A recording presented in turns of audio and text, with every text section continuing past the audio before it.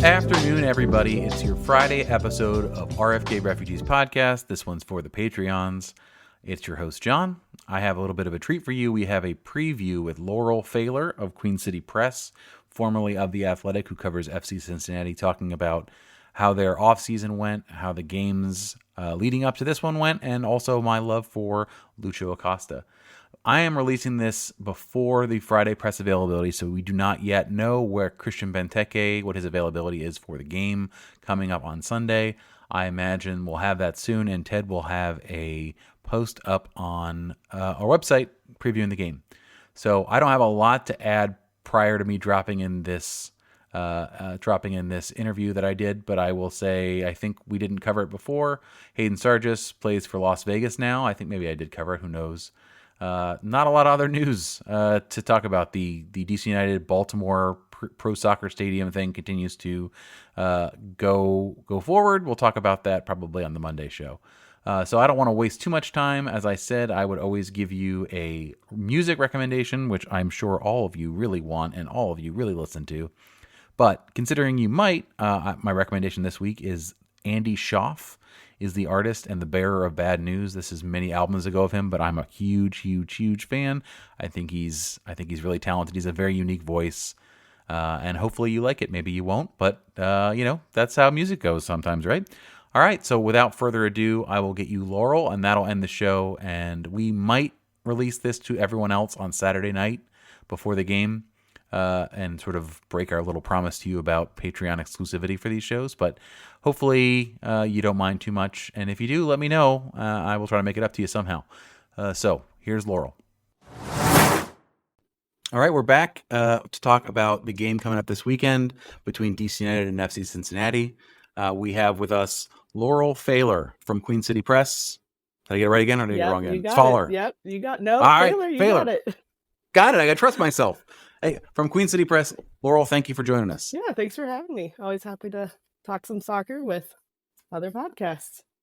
All right. So we have FC Cincinnati on this Sunday, an afternoon game, which is great for folks who want to bring their kids, I guess, in Cincinnati. You should enjoy that. For anybody who wants to do that. FC Cincinnati, we'll just talk about, so we'll go backwards here. There was a game last night. How did that go for Cincinnati? How are they feeling coming into this weekend? Well, I mean, they really threw everything that they could at Monterrey. They're in the round of 16 of Champions Cup, and Monterrey is the top ranked team in CONCACAF right now. So they really threw everything at that game. Didn't use a lot of subs. They really stretched guys out as long as they could go. So I would expect that we could see some rotation on Sunday. Horrible news. We just hate to hear that. We were certainly not hoping for. There was no sort of like voodoo doll of hope that we'd see a completely reserve 11 on Sunday. But that's great. Did Lucho pick up a knock? Did I read that on Twitter, or is that not the case? He's still fit. It's always hard to tell with Lucho. You know him. I mean, you guys know from watching. He's limpy. Him. He's very limpy at the end of games. Yeah. So I didn't hear anything about it, but I just took it as normal. I mean, he's not going to miss a game. He'll want to play on Sunday. Particularly against DC United, there's zero chance his legs could be falling off. He would figure out a way to. And I also, for the bettors among us, putting him as an anytime scorer against DC United is, I would say, generally a good bet. I think that's something you should probably do. Brandon Vasquez scoring has to be sort of a complicated feeling. I saw that he didn't celebrate, so that's good. What's the general fan sentiment around him departing this early this season? I think it was a lot of mixed emotions. Everyone knew he was ready to move on, but the thought was that he was going to Europe, that he had been talking about Europe, needing to go to Europe to get better opportunities with the U.S. men's national team. And then he goes to Mexico. And the fans here, for them, they don't know the difference in Liga MX and MLS.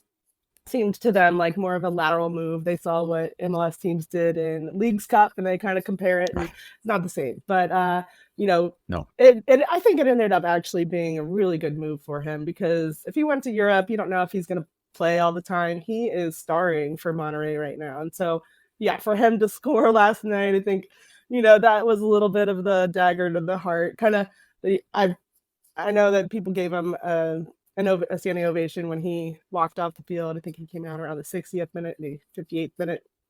and he got a tribute before the game, but he wasn't on the field at that time. Unfortunately, it was during it was supposed to be during warmups, but they came off early. So yeah, just kind of, I think it's a mixed. I mean, we loved him in Cincinnati. Everyone, he was very well loved, and so yeah. You guys do it right. I think DC could take some notes about how to treat players that are no longer there and come back. That's a sore spot for me, I think. So let's talk about where FC Cincinnati is coming into this season. They had an extremely successful last year. That's of no doubt. So to talk about the what the offseason looked like, obviously we just talked about Vasquez leaving. Former DC United player Junior Moreno left to go to join the Saudi League, although I believe he was a free agent, so that might have just been the next thing. What changes happened to this club in the offseason that sort of set them up for where they're at right now? Yeah, they made a lot of changes. I don't think they expected to have that many changes. I think they were trying to get Junior Moreno back, but I think he kind of saw that he could make a little bit more money elsewhere, and just last big payday probably for him. I mean, we thought he was great in Cincinnati. I think he really surprised what he ended up doing here. Came in with not a lot of expectations, and then really, held down a spot that he was durable. He was available all the time. I mean, other than when he was away for the national team, but he'd come back from those games and be ready to play. Like, he definitely, I think, was missed.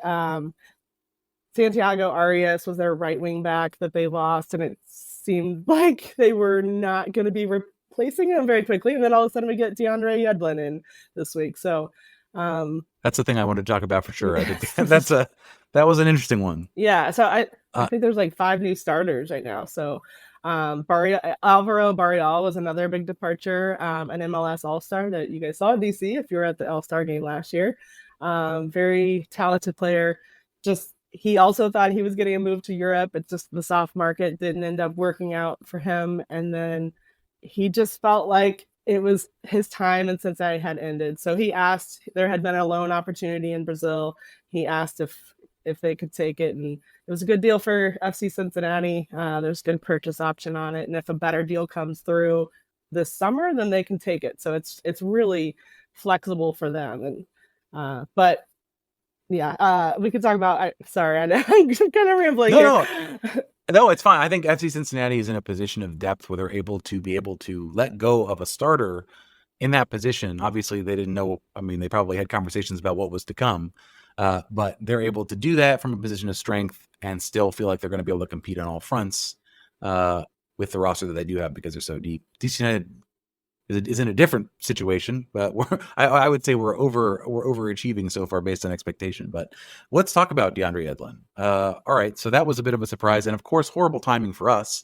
We were hoping, okay, well, maybe they'll make this trade, and the paperwork won't clear for a while, or he will misplace his keys and doesn't want to leave his apartment in Miami, so he doesn't. But no, he's been in training. He's going to be playing this weekend.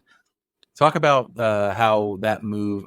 It seemingly came out of nowhere. I don't know if it was Tom Bogert or whoever it was. It seemed like it was pretty quick. What was that? Was that the case from your end as well? I know that FC Cincinnati had reached out a while back. I don't know if it was because there were rumblings that Miami was going to need to cut some cap space. There was that report from The Athletic a couple weeks ago saying that, I think some sporting director or GM from another team said they're screwed. And so they did the math. Yeah. So, I had heard that Yedlin was maybe an option, but kind of went like 2 weeks and didn't really hear anything. And then, yeah, Friday, I kind of heard, this might get done. And then all of a sudden, he played Saturday against Orlando City. Apparently he knew that the trade was happening. No one else really did at that point. And then on Sunday, he was on a plane to Cincinnati. So, yeah, he had played 90 minutes in 3 games with Miami and then played 80, I think it was 88. He came in, yeah, he played a strong shift last night. So I don't know that he'll be starting on Sunday, but I would expect that they're going to have, like, all these guys, they're going to at least be on the bench. I would expect, like, they're still going to be available to, hey, let's go get this at the end of the game. But I'm fine with them chasing a draw with their starters going in the second half. That'd be fine. That would be a great position. We are, DC United fans, when we heard about the Yedlin trade, we're thinking about positionally how that lines up. And the thought of DeAndre Yedlin's speed going at our left back is not something that is not something that we're really excited about thinking about in any way. So, hope to your point, glad that he played a lot last night, and hopefully that's not a problem we have to worry about too much. Well, it's different for him too, because I mean, the way FC Cincinnati uses their wingbacks, like he put in a lot of work last night, and so yeah, I don't think they wanted to take him out, but I thought they would take Yuya Kubo, who is like their fill-in left wing back right now. Like I thought he would be going out first, but Yedlin, he made so many runs in behind. I think they had to get him off. Did Yedlin give the pregame speech on the field for Cincinnati in his first 48 hours in Cincinnati? That was my favorite meme about that sort of like the mess. He was like, absolutely not. We can't. This cannot continue. I cannot allow this. Yeah, I don't think that happened. Probably not. Good idea. I think he would maybe take a step back for a little while anyway. I want to talk about Lucho. We talked about it a little bit beforehand. I as a DC United sort of longtime supporter, I never left his side. I would say the fans were like, he didn't get his move to PSG, and he complained for a year, and he limped around, and he got mad, and he was sulking, which, I would sulk. I get it. But it is funny now that as time has passed, he went to Mexico, he comes back to MLS and doesn't come to DC United, goes to Cincinnati. The worm has turned a little bit. I think people miss him. For what he's never really been replaced. Like the skill set that he has was never replaced. I think still sorely needs replacing. I think Gabriel Pirani is not that guy and never will be that guy. But what is the relationship? Obviously, the MVP season helps for Cincinnati fans. But I was going to ask, what is his relationship like to the fan base there? Is he he has to be beloved now with that MVP? He is beloved. He's beloved, but yet there's still those fans that like see how emotional he is and don't understand it. Like even after all this time that he came in 2021, and I mean they should know how Lucho is. Like he's gonna throw his hands up in the air when a pass doesn't go where he wants it to go, or just something doesn't go right. That's just him. So there's still the fans that are like, why is he? He's the captain. He needs to be picking these guys up. But I just come to know that that's Lucho. He's a passionate player. He gets emotional, and then he gets the job done when they need him. So for the most part, I think, and he's always, doing the hearts to the fans, mostly to his family, but the fans love his family. They're always on the field. And I think he's matured a lot from just looking at, that time in DC that you mentioned, just, how big of a struggle that was after his transfer fell through. But I think, just in his time with FC Cincinnati, when he came here, he wanted to have a bigger leadership role. Started studying Joe Burrow a little bit to see, because Joe Burrow came and second year took the team to a Super Bowl, and he wanted to learn from him. So he started. Yeah, I thought that was pretty interesting that a guy that probably doesn't watch any American football is studying Joe Burrow. No, I can't imagine him doing that in his time as DC. I think that to your point, that speaks to the change in maturity over time. Obviously, I think when he was here, I think he was newly married. I think he maybe had a very, very young child. I think obviously times have changed. He's in a different place. I think, by the way, your comment about arms being thrown up is something we heard all the time here. It's funny. There's like a difference between what the players think and what the fans think the players think. I remember last year I was speaking to Mateus Click about Wayne Rooney and about how he just sits down and never really stood up and never really said anything during the game. And I was like, what is that? What do players think about that? And they're like, we don't care. Like we've heard everything he's going to say before we get on the field. And players don't need motivation from a guy yelling at them. If they're a professional, like that doesn't matter. And the same thing with the arms being thrown. I have a feeling his teammates are not like, well, he's showing me up here. I think that's really inappropriate of him to be doing that. I'm not gonna try as hard now. I'm very upset. So it is just funny. Fans everywhere are the same. They all want like the gritty, no emotions except for when things go well. It's just Cincinnati and DC fans. Very the same in that way. I mean, do you want them to be happy that a pass didn't go how I wanted it? Like, no. Passion has two ends. You have to take the good with the bad if you're going to accept passionate. And he is certainly that. So enough. I could talk about Lucho all day, but I think probably it would make sense to talk about the game this weekend. So we just talked about the game, the Champions Cup game this weekend. I still, by the way, I'm on a one-man mission to not stop calling it the CONCACAF Champions League. I understand it's a cup now, but I don't want to do it. CCC as an acronym does not serve me, so I prefer to not. So coming into this weekend, DC coming to Cincinnati. Other than minutes, are there any other injury concerns that the DC United fans should be aware of coming into the weekend? Probably not injury concerns. I guess one thing that does help FC Cincinnati is that Nick Hagland is now available. He had hamstring surgery in November and was still kind of working his way back through preseason, and he's been in full training for a couple weeks now. So, maybe they turn to him. I don't know. If he's cleared, that's a good rotational option for them to have him as And then we don't know the status of Luca O. So he is supposed to be he's their replacement for Alvaro Barrial. Last week when they went to Chicago on Friday, he found out his father passed away, and so last minute they had to fly in another wingback to fill. Well, he didn't end up playing, but just to have another option on the bench, and that pushed Yuya Kubo, who is like a jack of all trades with FC Cincinnati, mostly a midfielder, had started at right wing back. Now he's at left wing back. So Luca went back to, I guess he's probably in Argentina with his family. I think he's supposed to be back this weekend, but I'm also not sure about his visa status because I know some of these guys that signed late, he came late in preseason. Not sure if he has the visa that we had this issue last year where a couple players left for national team duty and then couldn't get back in the country. I'm not sure if he's on one of those types of visas or what he's on. So we're not sure his availability yet. But that left wing back, that's definitely an area that I think DC is going to be able to exploit, just those wing back spots. If they can catch them in transition, those guys go far up the field and get stuck on defense. So that's something DC, I'm sure, is looking at.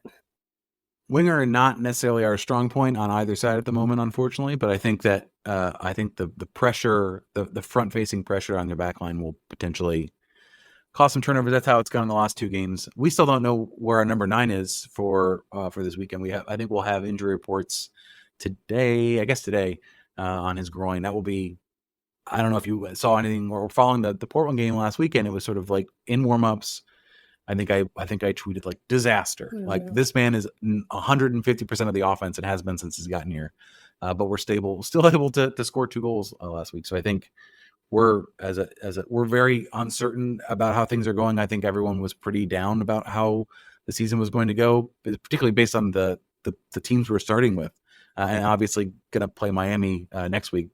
But DC once again, I think there as well are going to be the lucky recipient of good teams that have lots of midweek games in the early bit of the season. It's great for us. Fantastic. Wanted to do a prediction on how things will go, just to get a score and how you think the game's going to go here.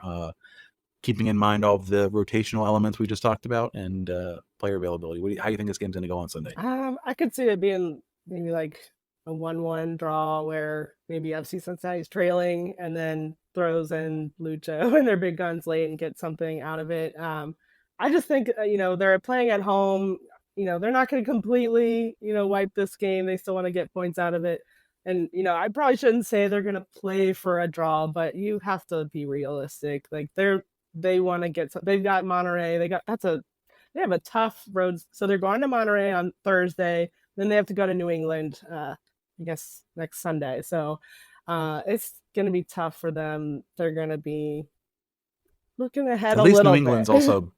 New England's a little beat to hell already too this season too. So I think that at least it'll be the walking wounded or the tired against each other. But to your point, that's a lot of travel. That's a lot of miles on legs early in the season. 1-1 is also my prediction as well. I think that we talked about being able to line change on a bunch of game changers in the second half. And then I can see DC United just trying to hold on. Although in Portland, they had 15 minutes at the 2-2 and they were going for it on the road. So who knows? This team is surprising so far over this season. But thank you for taking the time this weekend. I think a 1-1 draw would suit everybody. Really, I don't know about Cincinnati fans, but DC United fans getting points from every single game so far this season, we're going to start to get really annoying about our prospects on the internet. We're already yelling about power rankings, so you know how fans are. They just need that respect. Laurel, thank you so much for joining us. Where can people find your work? Yeah, I'm on Patreon. So if you just go to Patreon/Queen City Press, that's where you can find all my work. It is behind a paywall, but there are free trials now. That's a nice feature they added. So yeah, I'm on there. I'm posting. I encourage people to join, even if they're not ready to join with subscription. I think that Patreon having like a free member thing where they can at least see what they're missing on a daily basis. We have a Patreon, same thing. There's a little bit that's out there for folks, but behind the wall is where everything is. So that's where all the good stuff is. So consider joining that and checking out Laurel's work. And hopefully, I splitting the points will be fine for everybody. So let's hope it gets that way. Tell the FC Laurel, thank you again. Well, I'm sure all of them will be listening to this. So if you're happy, hi FC Cincinnati fans, if you are listening to this, but I know you want to win, so do we. But anyway, have a great weekend, everybody, and we'll be seeing you on the Monday Night Show live as always on Twitch at 8:30. So thank you very much. Vamos. Thanks for having me. Thank you for listening to RFK Refugees Podcast. Make sure you rate and review the show wherever you download podcasts. If you want to support the show, consider joining our Patreon or subscribing to our channel on Twitch. Lastly, make sure you're following us on Twitter, Instagram, Facebook, Threads, YouTube, Twitch, Goals.tv, Friendster, MySpace, and Tumblr. Some of those are even real. Vamos.